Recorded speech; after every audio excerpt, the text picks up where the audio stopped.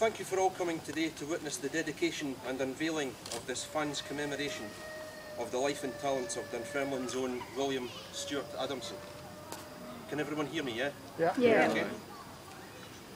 Known to us all as a fine singer-songwriter, an inspirational lyricist, a much admired guitarist, and the driving force behind Tattoo, the Skids, Big Country and the Raphaels, he was also a dedicated Dunfermline Athletic Football Club fan, often to be seen at East End Park, and truly a proud son of the city. Stuart meant different things to different folks. However, to us all, he was an inspirational musician who will never leave our memory. I'd like to suggest that we now all fall silent together for a minute to remember Stuart in our own personal thoughts.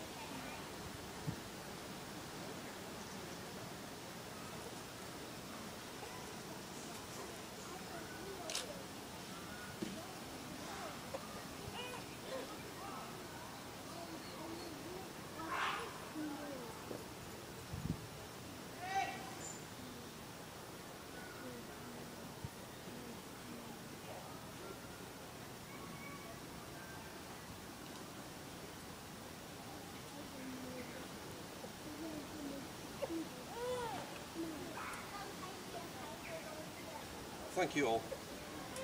I'm Colin Gourley. Many of you may know me as Ghouls. Please allow me just a few minutes to describe how we got here. Stuart was very attached to Dunfermline and enormously generous in the way he encouraged and assisted other local bands. For example, in the late 70s, I roadied for and photographed a local band called Tracks, who Stuart invited to London to support the Skids at the Marquee in early 1979. And on one occasion, Stuart took some publicity photographs for us, despite the fact he was full of the flu and there was snow on the ground. Dunfermline was always the place Stuart considered to be his spiritual home. And this was evident, for example, as Jim Leishman often recounts, that no matter where in the world he was, Stuart often phoned Jim to get the final Cars score, though the answer was usually followed by, "Oh no, again." So it is most appropriate that this humble tribute we make today is made here in Stuart's real home, and in the shadow of the Glen Pavilion, the site of the Skids' second gig and of Big Country's first. It occurred to me around 2008, when the third Skids fans gathering took place in the corner music bar here, that the time seemed right for Stuart's fans to express their love and affection for his memory in a permanent, tangible way in Dunfermline. I envisaged a commemorative plaque to be fixed somewhere in the city to act as a reminder of his huge contribution to popular music and perhaps as an inspiration to other local musicians. So I set up a fund and kicked it off with contributions from the Skids fans at the gathering that night back in 2008. As anyone who's attempted to coordinate such a project will tell you, it can be a considerable task, taking a lot more time and organisation than you ever imagined. And many different folk want to get involved with a variety of agendas.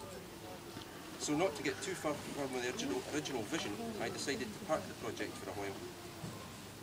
Cue the considerable driving force that is Gwenda Matthews. She decided that the 10th anniversary of losing Stuart could not go unmarked. The fans need somewhere quiet to gather and remember our friend and inspiration. And so rather than hope someone else would do something, she too decided to try and make it happen. Heaven knows how much time, how many emails and phone calls later, not to mention trips up here from Wigan.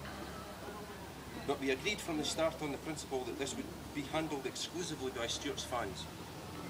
And this is the feat Gwenda has now achieved. Can I ask you for a round of applause, please?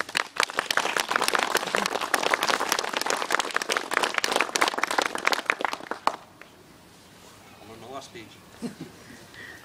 You will see shortly that the bench has been carved with some of Stuart's best loved lyrics, as chosen by an online poll of Skids and Big Country fans, while another considerable contribution to the bench has been made by Alan Smith, or Smid as you may know him. who organised the engraved plaque that you'll see in a moment.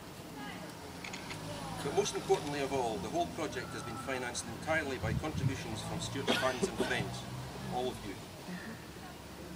Before we proceed, Cobb has arranged Cobb has arranged for an informal fans gathering at PJ Malloy's in the city between 1 and 6 PM today, where Stuart's music will be played while we enjoy a lemonade and a blether. If you wish to express yourselves in song, there will also be an opportunity to play and sing Stuart's songs for ourselves, so please join in there if you can. Cobb also has some free souvenir posters for today's event. And so it just remains to ask Gwenda Smith to represent you all in unveiling the Stuart Adamson Memorial Bench. Thank you.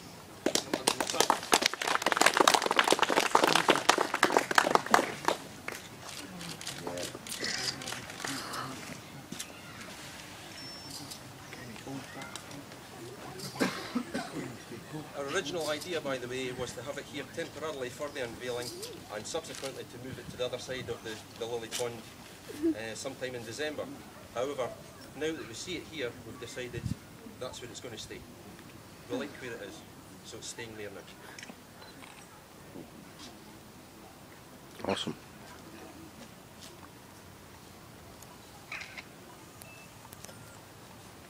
Well, you're sitting in the views.